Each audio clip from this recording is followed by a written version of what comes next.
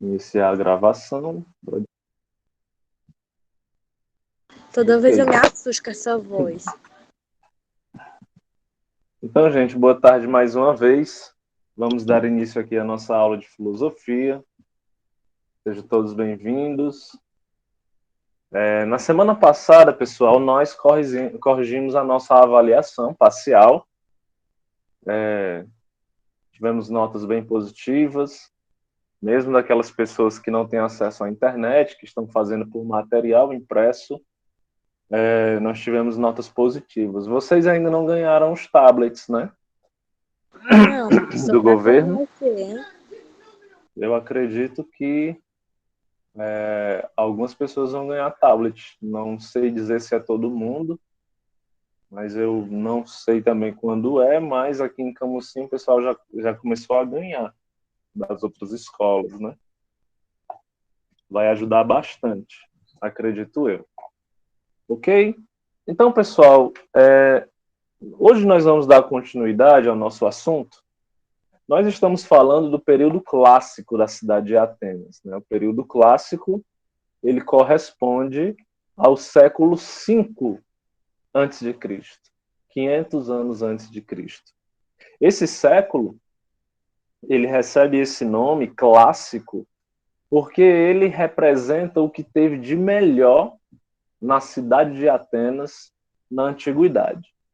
Essa palavra clássico, ela indica que Atenas viveu um auge econômico, um auge cultural, político, filosófico. A cidade de Atenas, ela era uma cidade diferente. Como vocês podem ver aí, aqui embaixo nós tínhamos a cidade normal, podemos dizer assim. Essa foto é atual, né? Mas antigamente a estrutura, a organização era a mesma. Então aqui embaixo você tinha as casas, os comércios, de maneira geral. E aqui na parte de cima você tinha a Acrópole, a cidade que ficava no alto. Era justamente na Acrópole que se situava o diferencial da cidade de Atenas. Esse diferencial estava centralizado na organização política. A cidade de Atenas era uma cidade-estado, ou seja, uma cidade independente, com sua própria constituição, seu próprio exército, suas próprias leis, e democraticamente organizada, fazia com que os seus cidadãos participassem ativamente da vida pública. Atenas era governada por Péricles, mas Péricles ocupava assim muito mais caráter simbólico do que propriamente governar enquanto um autoritário. Você tinha aqui uma organização democrática, onde todas as decisões eram tomadas em assembleia pelo voto da maioria. Então, todos aqueles que eram considerados cidadãos, eles passavam aqui a maior parte do seu dia discutindo, votando, sendo votado também. Mais especificamente, dentro da Acrópole, existia um lugar chamado Ágora, que era uma espécie de praça, onde as pessoas vinham toda tarde, se reuniam, faziam seus discursos e tomavam as decisões referentes à cidade. Era um povo que conversava muito, né? Lembrando que nós estamos falando aí de 500 anos antes de Cristo.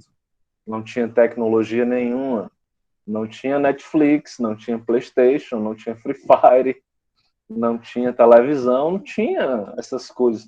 Não tinha nem livro da forma como a gente tem agora. Os livros eram escritos em grandes documentos, né? Então, não tinha esse contexto que nós temos hoje. Então, as pessoas tinham muito tempo para se dedicar à política e talvez por isso ela funcionasse de uma maneira melhor. No entanto, quando nós falamos em democracia ateniense, existem alguns grupos que nós temos que ter em mente que eles não participavam dessa política, dessa democracia. Era uma democracia muito restrita. Nós temos aí 3 grupos que não participava de jeito nenhum da política. O grupo das mulheres, o grupo dos escravos e o grupo dos estrangeiros. Nós já comentamos sobre isso em algumas aulas passadas, né? Então, quem eram aqueles que realmente participavam da política? Os homens acima de 21 anos, que eram filhos de pais atenienses e ricos, que tinham posses e haviam recebido uma boa educação. O termo democracia, né, tem origem na Grécia e significa o poder na mão do povo. Demos significa povo e kratos significa poder.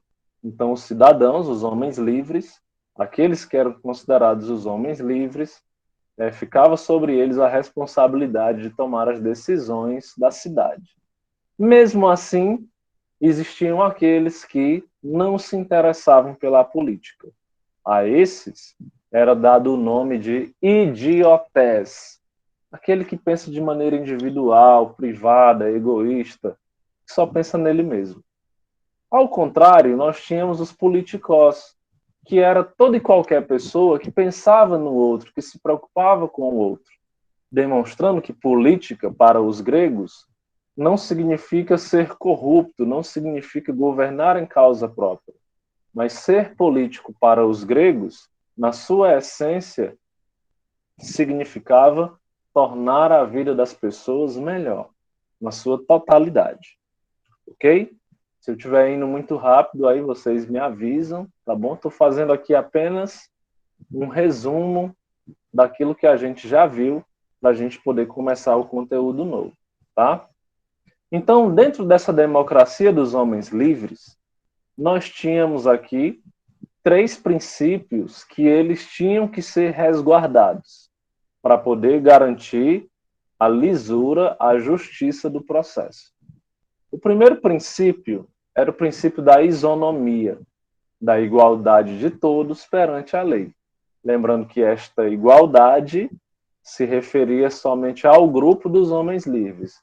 Não era a igualdade de todos os habitantes, mas sim igualdade entre os homens livres. O princípio da isegoria, igualdade de direito ao acesso à palavra na Assembleia, o mesmo tempo de fala era dado para todos. E a isocracia, a igualdade de participação no poder. Então, nós podemos dizer que o poder, nesta época, estava centralizado na palavra. Todos aqueles que participavam da política já eram ricos, tinham recebido uma boa educação para não serem praticantes da corrupção. Então, era algo muito difícil de acontecer.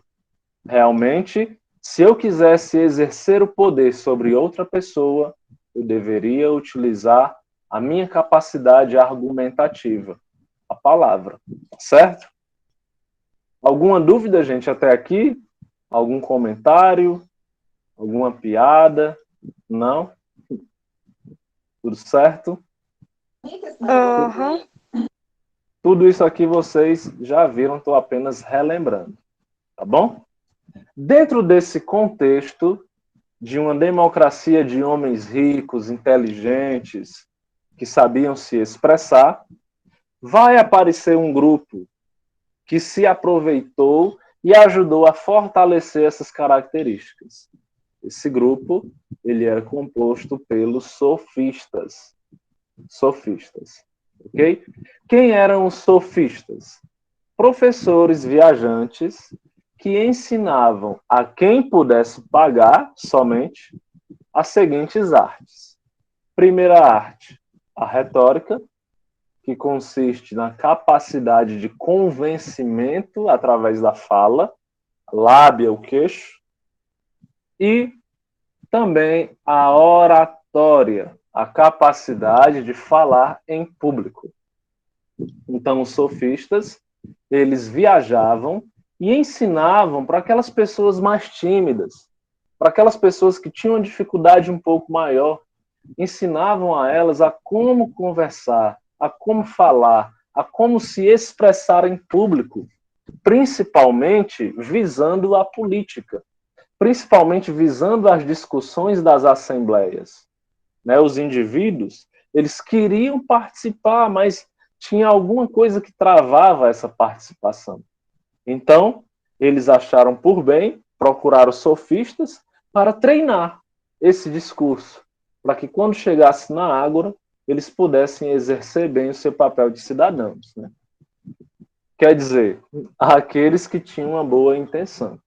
A gente sabe que mesmo tendo recebido uma excelente educação, ainda assim existiam aquelas pessoas que utilizavam da política para fazer o mal ou para defender interesses próprios. Então, nós podemos dizer que ainda assim tinham aqueles que se corrompiam, né? No entanto, os sofistas eles não estavam preocupados com isso. Eles não estavam preocupados com o conteúdo do discurso da pessoa. Eles apenas ajudavam a pessoa a formar esse discurso, não interessando se era para o bem, para o mal, se era justo ou se era injusto. Só se preocupavam com a forma, né? A forma como eles falariam aquilo que eles gostariam de falar. Dentre os sofistas, nós podemos destacar 4 que são os mais importantes: Protágoras, Górgias, Hípias e Trasímaco, sendo os 2 primeiros os mais importantes, ok? Essa frase vocês não podem esquecer, não podem. Não podem esquecer nem dela, nem quem disse ela e nem o significado. O homem é a medida de todas as coisas. Quem falou essa frase foi Protágoras, o principal dos sofistas. O que é que essa frase quer dizer, pessoal? Essa frase quer dizer que as coisas, elas não possuem uma essência pré-definida. Nós não nascemos com uma missão. Nós não nascemos com um destino. As coisas também não. O homem, o ser humano, na medida em que possui necessidades, na medida em que possui vontades, ele é que vai dando a medida, ele é que vai dando o sentido para as coisas. Então, uma faca que corta um alimento e garante a vida é a mesma que pode tirar a vida. Depende de quem usa, depende do ser humano que usa e da intenção com a qual esse ser humano usa. Então, não existe nada pré-definido no universo. O homem é que é a medida de todas as coisas. Aqui aquele exemplo que a gente deu, né? Uma pessoa que morou no Canadá, um lugar frio, e vem para Camusim, diz que Camusim é quente. Uma pessoa que morou em Teresina, um lugar quente, e vem para Camusim, diz que Camusim é frio, e as duas estão falando a verdade. Por quê?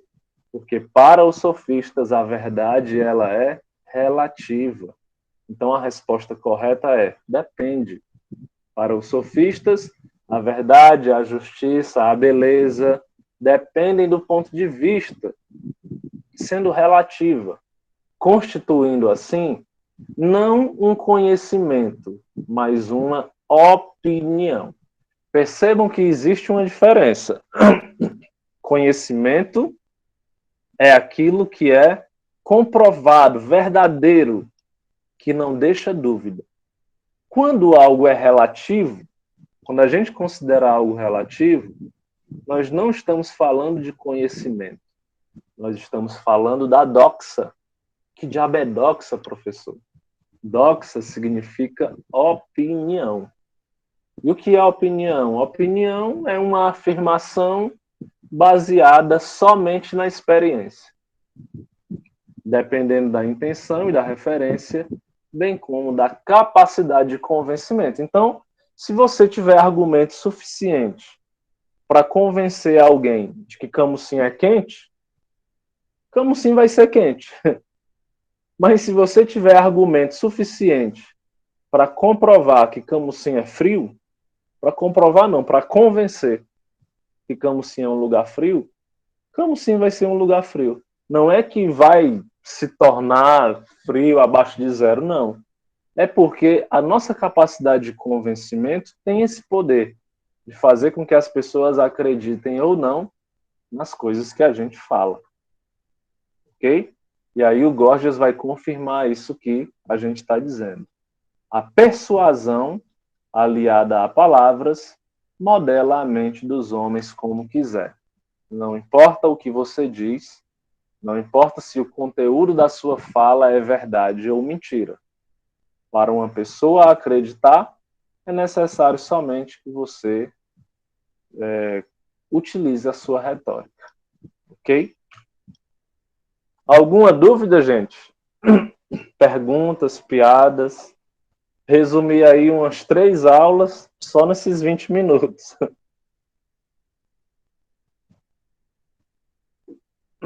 Não, nenhuma dúvida? Tudo Não, certo?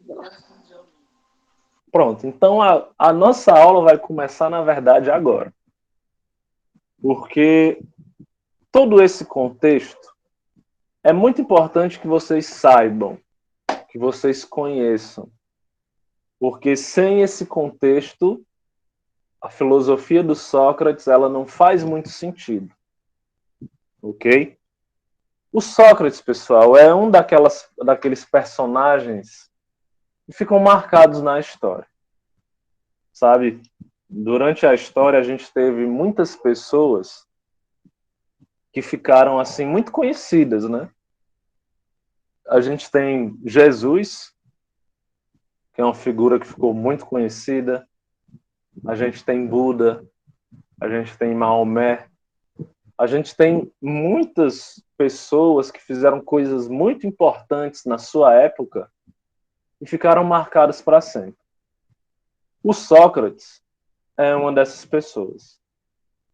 Imagina que ele foi tão importante, mas tão importante, assim como Jesus foi para a religião, que Atenas, a Grécia Antiga, fez essa homenagem a Sócrates.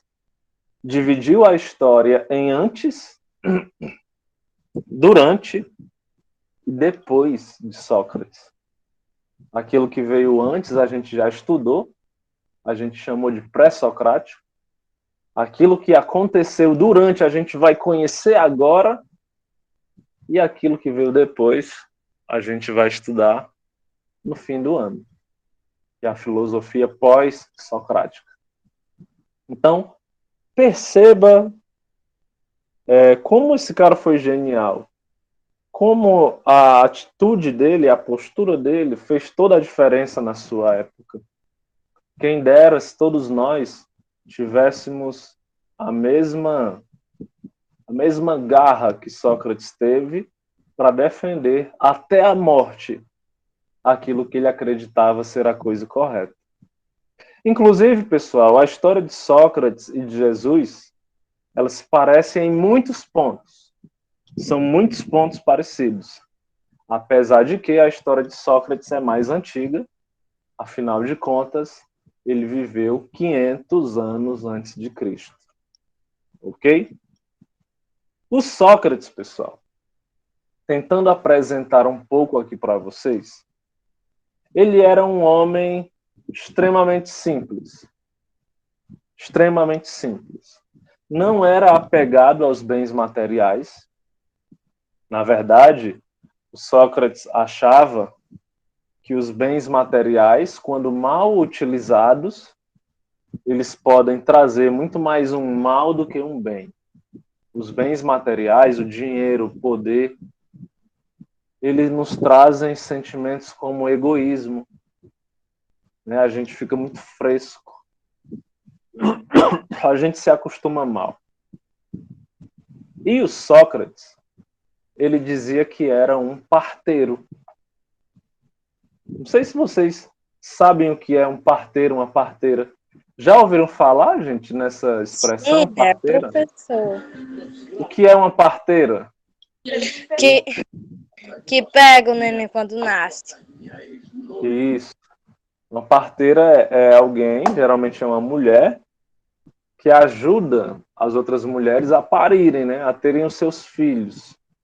Isso era muito comum antigamente, e até hoje no interior, né? É muito comum ter as pessoas que fazem isso.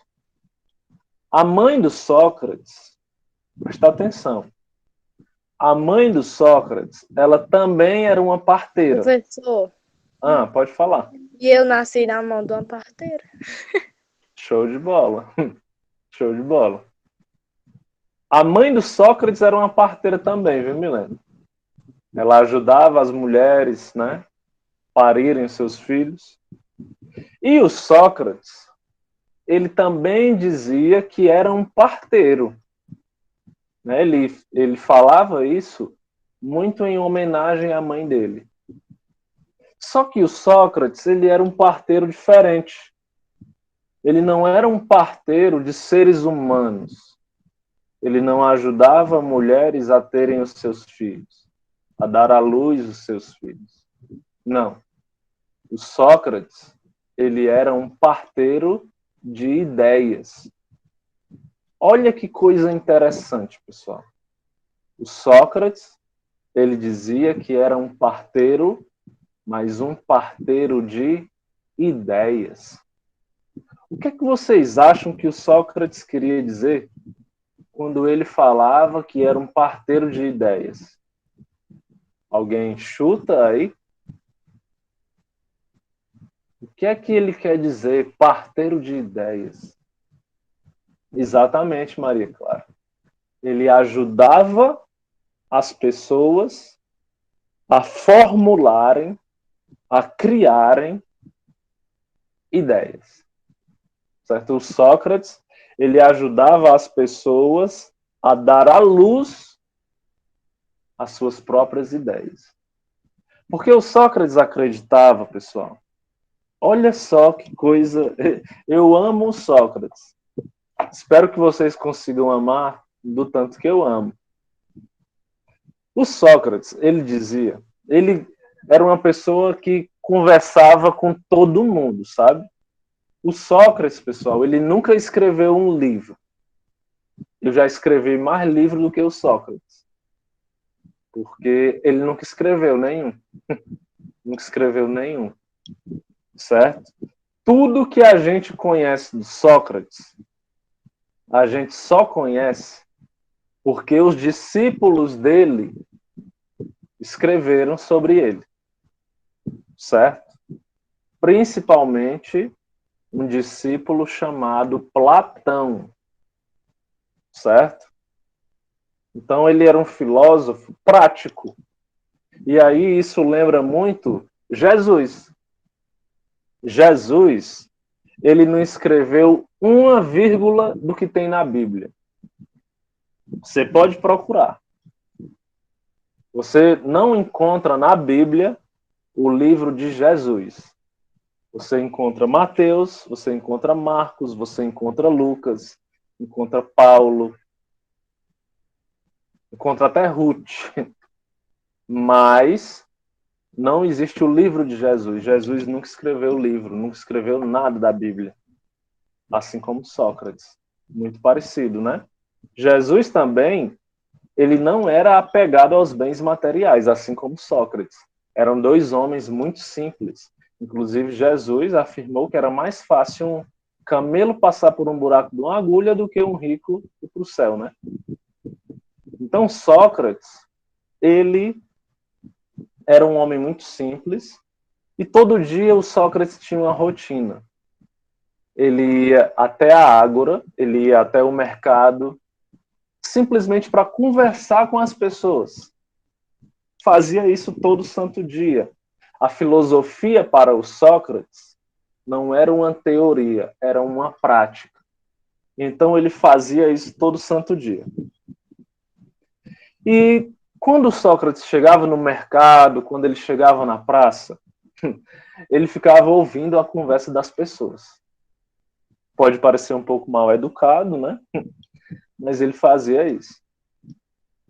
E o Sócrates percebia que geralmente as pessoas conversavam sobre assuntos muito diversos. E conversavam com uma certa propriedade, como se entendessem realmente do assunto. Só que ele, aos poucos, foi percebendo que as pessoas elas conversavam sobre coisas que nem elas mesmas sabiam do que estavam falando.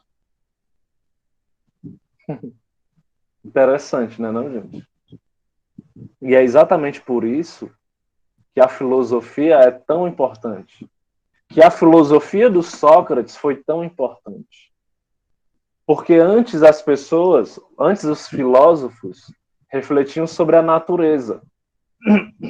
A partir de agora, a filosofia vai se preocupar com questões humanas.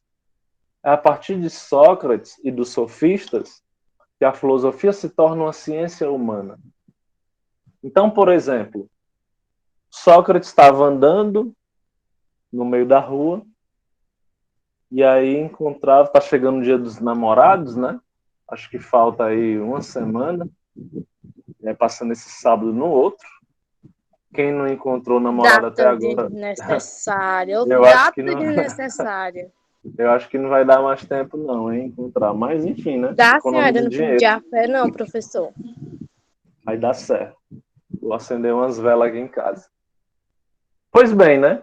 Então o Sócrates estava andando no meio da rua e aí ele encontrava duas pessoas falando sobre o amor. Duas meninas, uma dizendo para a outra o seguinte: mulher, eu acho que eu amo ele, ó. Aí o Sócrates, ouvindo assim de longe, né? Chegava e se metia na conversa. Esse era o jeito dele. Chegava e se metia na conversa. Aí ele: boa tarde, senhoras. Desculpe me meter aqui na conversa de vocês, mas eu não pude deixar de ouvir que você falou para ela que acredita que ama alguém. Aí a moça confirmava, né? Sim, eu falei que talvez amasse uma pessoa. E era exatamente aqui que o Sócrates desenvolvia a reflexão dele. Ele dizia o seguinte: olha, você afirmou que ama alguém, mas você já parou para refletir sobre o que é o amor? Aí a menina olhava assim para o Sócrates. Não é uma coisa que a gente pensa muito, né? Mas se eu pudesse definir o amor, eu diria que amor é tratar bem, é se preocupar com alguém. Aí o Sócrates responderia: bem, que bela descrição do amor. Professor, e você Pode falar. definiria como? Calma aí, nós estamos ainda tentando entender o Sócrates. Então o Sócrates responderia, né? Nossa, mas que bela definição você deu para o amor. Agora, eu tenho mais uma pergunta para te fazer. Você acha, então, que só ama quem trata bem? Só ama quem dá carinho? Ou é possível amar uma pessoa mesmo que ela não esteja perto? Será que não é possível amar uma pessoa mesmo às vezes tratando ela um pouco mal? Será que você não acredita que o amor ele acontece também de outras formas, de maneiras diferentes? Aí a menina, agora complicou foi tudo, né? Porque às vezes a gente ama, mas a gente não demonstra. Então, talvez amar não seja somente dar carinho. Talvez amar seja outra coisa que eu nem sei mais o que diabo é. Entende? Então, o Sócrates, ele fazia isso com as pessoas. Ele se aproximava, percebia que as pessoas estavam conversando sobre algo que as próprias pessoas pensam saber daquele assunto, que afinal de contas o amor é algo que todo mundo fala, só que ele ia fazendo perguntas. Ele ia fazendo perguntas. Perceba que ele não dava resposta pronta. Ele ia fazendo perguntas, ia fazendo perguntas. Ia fazendo perguntas com dois objetivos. O primeiro objetivo era fazer com que a pessoa percebesse que ela não sabia do que ela estava falando. Era o primeiro objetivo do Sócrates. O primeiro objetivo dele era fazer perguntas para fazer com que a pessoa admitisse a própria ignorância. Fazer com que a pessoa admitisse que não sabia do que estava falando, do que estava dizendo, do assunto que estava discutindo. Certo? Agora, o segundo objetivo do Sócrates, né, depois que ele conseguia fazer com que a pessoa admitisse essa ignorância, o segundo objetivo do Sócrates era o que ele chamava de parto. Por isso que ele se dizia um parteiro, né? O segundo objetivo dele era o parto da ideia. O Sócrates continuava fazendo perguntas, só que perguntas mais direcionadas, que ajudassem a pessoa a pensar e formular um novo conceito daquilo que ela estava discutindo antes, sem saber. No caso do exemplo que a gente deu, né, da menina que estava falando sobre o amor, beleza, chegou no ponto que ela não sabe mais o que é o amor. Aí o Sócrates dizia o seguinte: olha, você não acha que o amor é um sentimento que une duas pessoas, independente do sexo, da idade, independente até mesmo se a outra pessoa me ama do mesmo jeito que eu amo ela? Aí a pessoa, talvez seja. Você não acha que o amor é um sentimento elevado que talvez venha, inclusive, dos deuses? Talvez não broche de nós, seres humanos.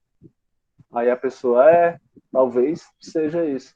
Então, ele ia ajudando a pessoa a pensar melhor, a formular melhor sua ideia, a realmente parir uma ideia nova. A gente sabe que, biologicamente, falando aí das mulheres, né, gerar uma criança e parir uma criança não é algo simples. A criança, ela passa 9 meses se desenvolvendo, enquanto isso a mãe sofre um pouco, seu corpo se modifica, e o parto é doloroso. É doloroso. É doloroso colocar uma criança no mundo. Ainda mais se ela tiver o tamanho da minha cabeça, né? É extremamente doloroso. Agora, parir uma ideia também é algo extremamente doloroso. Quantas pessoas vocês conhecem que admitem a própria ignorância? Que dizem, não, realmente, desse assunto aí, me desculpe, mas eu estava falando de algo que eu não sabia, perdão. Quantas pessoas admitem que não sabem de tudo? Agora, o contrário é mais comum. Existe muita gente que se acha sabichão de todas as coisas e não admitem que o seu saber é limitado. Ou eu estou mentindo? Não existe esse tipo de gente? Existe, dá abuso. Pois é. Agora, isso que eu narrei para vocês é o método que o Sócrates utilizava. O método que o Sócrates utilizava para fazer filosofia. E sabe como era o nome desse método? Parto das ideias. Parto das ideias. Só que o Sócrates, ele falava grego, né? E ele encontrou um nomezinho especial para esse termo, parto das ideias. O nome desse termo é maiêutica. Maiêutica, que significa parto das ideias. Se cair na prova, vocês já sabem o que colocar, né? Se eu botar lá, explique o que é maiêutica. Aí você vai colocar o seguinte: maiêutica era o método utilizado por Sócrates para ajudar as pessoas a parirem as suas ideias. Certo? É um método que Sócrates utilizava para ajudar as pessoas a parirem, a criarem as suas ideias. Esse método, como eu falei, tinha 2 passos. O primeiro passo, vocês lembram qual é? Lembram o que é que o Sócrates fazia no primeiro passo que eu falei? Encontrou as 2 meninas conversando sobre o amor. Ai, mulher, eu amo ele. O que é que ele fazia nesse primeiro passo? Questionava. Questionava até que ponto? Isso, Até elas Rayane. admitir a própria ignorância delas. Show de bola. Então, esse primeiro passo, a gente vai chamar ele de ironia. Ironia. Por que ironia? Porque, na realidade, o Sócrates, ele sabia do que ele estava falando, mas ele tinha o objetivo de ajudar as pessoas, sabe? Então, ele começava a fazer perguntas. Eu tirei o print, viu, Carlos? Não precisa se preocupar, não. Então, ironia é fazer perguntas para que os interlocutores, as pessoas com quem ele estava conversando, admitissem a sua própria ignorância. Certo?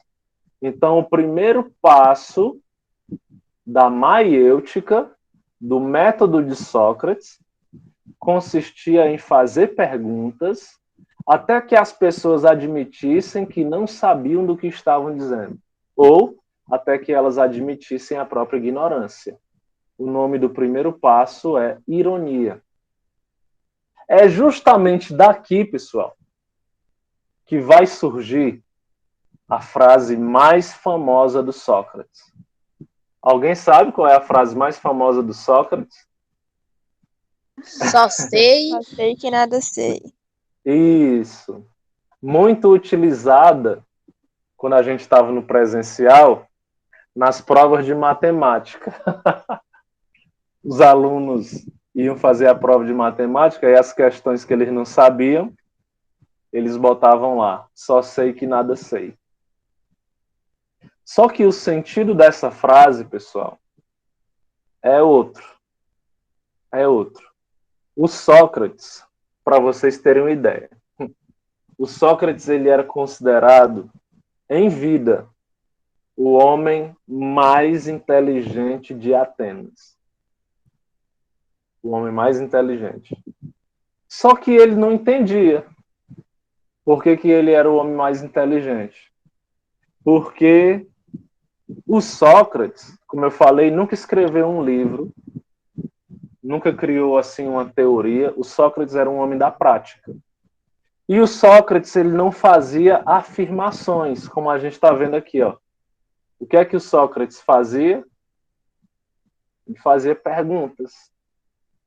Filosofar é perguntar. Filosofar é duvidar. Então ele não entendia por que ele era considerado o homem mais inteligente se a única coisa que ele fazia era perguntas. Só que de tanto conversar com as pessoas, um dia ele entendeu. E foi aí que surgiu essa frase do Sócrates. Porque as pessoas só conhecem um pedaço. As pessoas só conhecem o só sei que nada sei. Não, Tainá, eu tirei o print, viu? Não se preocupe, não. As pessoas só conhecem o só sei que nada sei. Só que a frase continua. O Sócrates diz o seguinte, ó. Só sei que nada sei. E o fato de saber isso me coloca em vantagem sobre aqueles que acham que sabem alguma coisa. Ó, só sei que nada sei. E o fato de saber disso me coloca em vantagem sobre aqueles que acham que sabem alguma coisa. Ou seja, existem três tipos de pessoas. Três. Primeiro tipo de pessoa, as que não sabem de nada, mas pensam que sabem. A essas pessoas, nós damos o nome de ignorantes. São pessoas que não sabem de alguma coisa, mas pensam que sabem. E existe um segundo tipo de pessoa, que são os sábios. Quem são os sábios? São aquelas pessoas que sabem de tudo. Está acabando. São aquelas pessoas que sabem de tudo. São os sábios. Coisa rara, né? E existe o terceiro tipo de pessoa, que são aquelas, assim como Sócrates, que são os filósofos. Os filósofos, eles estão entre os sábios e entre os ignorantes. Certo? Os filósofos, eles nem são sábios e eles nem são ignorantes. E o que é que os filósofos são? O que é que torna os filósofos melhores do que os ignorantes? O fato de que os filósofos sabem que não sabem de tudo. Os filósofos, eles sabem que não sabem de tudo. Ou seja, os filósofos, eles reconhecem os limites do seu próprio saber, os limites do seu próprio conhecimento. Só que, para que a gente possa aprender na nossa vida, a gente tem que ter humildade. A gente tem que admitir primeiro a nossa ignorância. A gente tem que admitir que não sabe de tudo e continuar correndo atrás do conhecimento, porque a vida funciona dessa forma. Então, essa frase do Sócrates, ela é a demonstração disso. Se alguém perguntar para vocês o que é que significa essa frase, só sei que nada sei, você vai responder o seguinte: essa frase do filósofo Sócrates indica que para aprender alguma coisa nova, a gente tem que admitir que não sabe de tudo. Na realidade, essa frase é uma demonstração de humildade.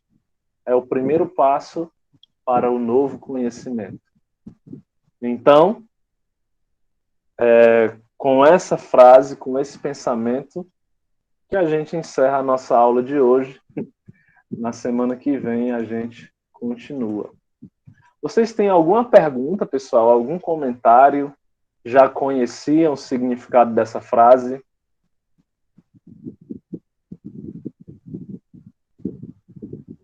Mais alguém? Não briguem. Isso. Exatamente, Rayane. Por isso que eles desejavam a sabedoria. Porque eles tinham dentro deles o Eros, que é o que move a gente a buscar as coisas. Né? Então, pessoal, vou encerrar nossa aula aqui. Bom fim de semana para vocês.